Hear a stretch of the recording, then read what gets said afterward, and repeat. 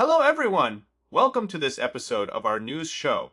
The main topics are Douyin is out of control with bold posts. For the first time, June 4th videos show up on Douyin.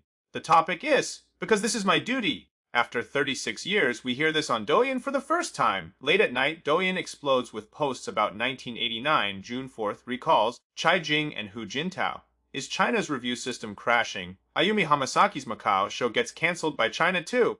Japan's Sushiro stores in Beijing and Shanghai are super busy. A tall building in Hohhot burns like a fire dragon, and the official report of one death is questioned for hiding facts. Hi friends, hello! Thanks for watching this news report. The main stories are: Douyin has a wave of bold posts that are out of control. China steps in again. Ayumi Hamasaki's Macau concert gets cancelled. A tall building in Hohhot burns like a fire dragon, and the official report is questioned for hiding facts. First, let's talk about Douyin. Lately, sensitive stuff keeps popping up on the platform. A wave of bold posts is exploding. For the first time, real June 4th videos appear on Douyin. In China, the short video app Douyin has lots of sensitive content showing up recently. It includes the banned former CCTV host Jing, the 1989 June 4th student movement, and hints criticizing Xi Jinping. This catches attention from Taiwan media. Taiwan's online media, Chase News 8, reports that lately, China's Douyin has a bunch of super sensitive history and politics stuff. The scale is so big, it shocks many Chinese netizens. It starts with a Douyin account uploading Jing's 2006 interview video. The comments surprisingly focus on discussions and memories of former Chinese leader Hu Jintao.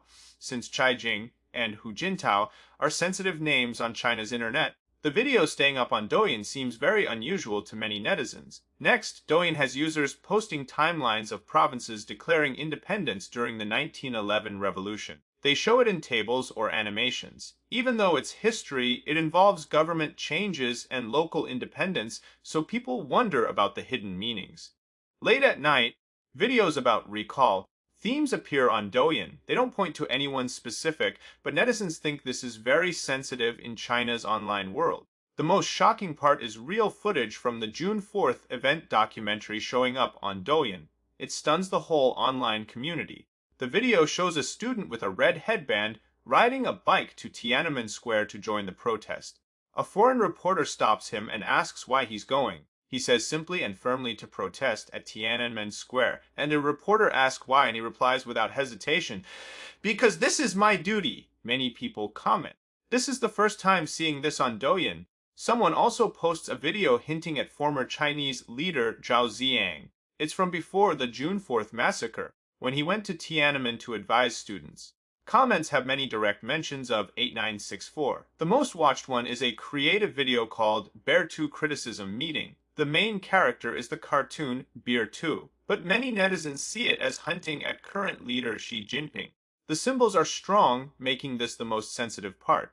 Now, let's move to China stepping in again. Ayumi Hamasaki's Macau concert gets cancelled. With China-Japan ties getting tense, Japanese pop star Ayumi Hamasaki's concerts face big hits. After her Shanghai show got cancelled on December 9, she announces her January 10 Macau show is cancelled too. She's very sorry for not finishing the tour. That day, Ayumi posts on her social media. She says the Macau plan is off. She's sad about not completing the tour. She and her team feel regret and miss everyone. She apologizes to fans and promises to meet them in the future. China-Japan relations are cooling fast. China's government stops citizens from traveling to Japan, bans Japanese seafood imports, and cancels many Japanese artists' shows in China. Ayumi's November 29 Shanghai concert got cancelled the day before due to unavoidable factors. People think China is behind it. Surprisingly, even though it's cancelled, Ayumi performs the whole show to an empty venue. This shocks netizens. China's one-sided cancel sparks more mockery of China. Hong Kong writer Yan Chun Gao, now in Canada, write, "A country defeated by one woman. China does so much evil without limits. Chinese people must unite to overthrow China's brutal rule, to clear their nation's shame and make it honest and fair."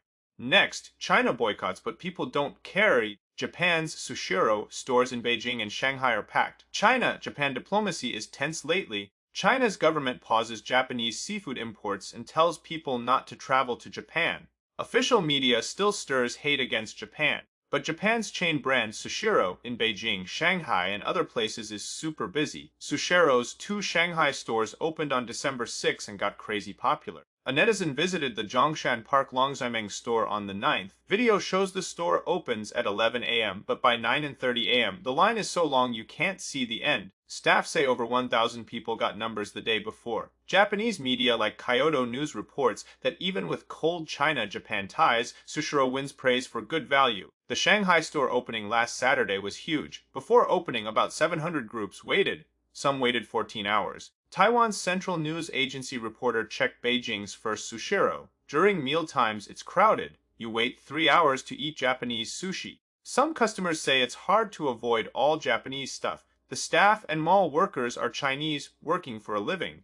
Others say Beijing has few good sushi places, and Sushiro's cheapest sushi is just 10 yuan, not expensive. Now, Hong Kong officials report 160 deaths in Hung Fook Estate fire, but the truth is questioned. Hong Kong's Hung Fook Estate, a 7-building, 31-floor residential complex, had a rare big fire on November 26 afternoon. On December 9, officials say 160 people died, but the public doubts the official numbers. Hong Kong Police Commissioner Chow Yat Ming said at a press conference on the 9th that in the latest search, they found one more body and identified it. Deaths rose from 159 to 160. 120 are identified, 40 still need confirmation. 6 are missing. On December 3, Hong Kong officials said 159 dead, 31 missing. But overseas self-media person Xiao Shujia, who often reveals China's top secrets, said in a YouTube video on the 7th that China's military vice chair Zhang Yuxia secretly checked via Hong Kong troops.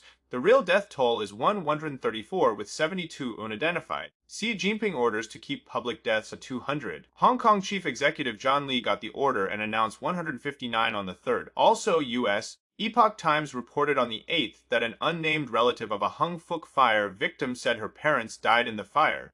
She gave dental records, surgery info, and denture reports, but no reply yet. She thinks more families are missing than the official 30+, because some residents have no relatives to report, and security doesn't know all household details.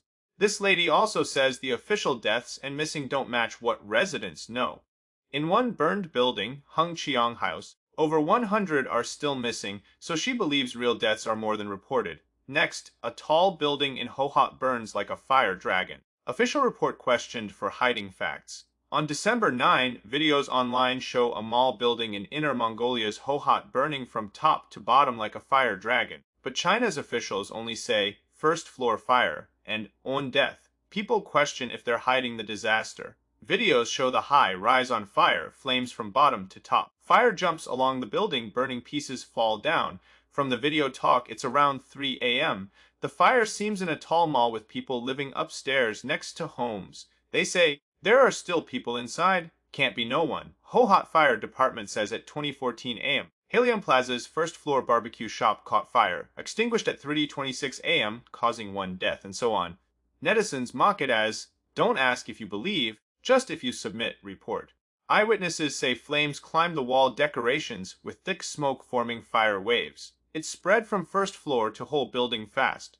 At night, fire lit the sky. Sleeping residents woke up, ran down in thin clothes. Hohhot night temp was below 0. Escaped people shivered in the cold. How many didn't escape? Still unknown. Next, Guangzhou parking lot sudden big fire. Chain explosions shake the city. Guangzhou has many fires lately. On December 6 evening, a open parking lot in Bayan district caught fire with many loud explosions. Flames high, booms non-stop. Nearby people felt shakes. Videos spread fast online. Eyewitness videos from Longguai Street, Yongxing Village, Hexing Street in Baiyun. Fire spreads quick, explosions keep coming. Someone yells, still exploding, here it comes again. Night sky lit by fire, scary scene. Guangzhou Fire Department says alerted at 6:06 p.m. on the 6th. Cause outdoor parking vehicles burning, area about 90 square meters, no injuries. But some netizens say the official words are too light. On explosion cause, U.S.-Chinese self-media Su Xiao said in a video on the 8th that a group did chain explosions. 2-3 places a day. Not super powerful, but very insulting. Explosions near where Jinping's dad Xi Jinping worked. On December 1 noon, Haizu District Ganji Avenue North sudden fire, burning a long fire line along the road, about tens of meters. Next, international report. China still jails the most journalists in the world. Based in Paris, France, the group Reporters Without Borders aims to protect news freedom and independence. Their December 9 report shows China still holds the most journalists in prison globally. Reporters Without Borders says in their December 9 report that as of December 1 this year, 5 of 3 journalists are jailed worldwide for their work. China has the most 12 once 113 in mainland 8 in Hong Kong. China is the worst for cracking down on reporters. Russia has 48. Second, Myanmar 47. Third, this May, Reporters Without Borders released 2025 World Press Freedom Rankings. Out of 180 countries and regions, China is 178th, third from last. This June, their website added a Chinese version focusing on China's growing crackdown on news freedom. Director Thibaut Breton said in Chinese before, the site had French, English, Spanish, Portuguese, Arabic, and Persian. Now Chinese too. As China tightens on news and tries to spread its control abroad, we let over 1 billion Chinese speakers get reliable info on world news freedom. Last China-aided airport project overcharged Nepal sues 55 people. Nepal's anti-corruption group recently sued 55 people and a Chinese building company. They say irregularities in the China-aided airport in Pokhara, a tourist spot. Nepal's Commission for the Investigation of Abuse of Authority filed on December 7 in special court.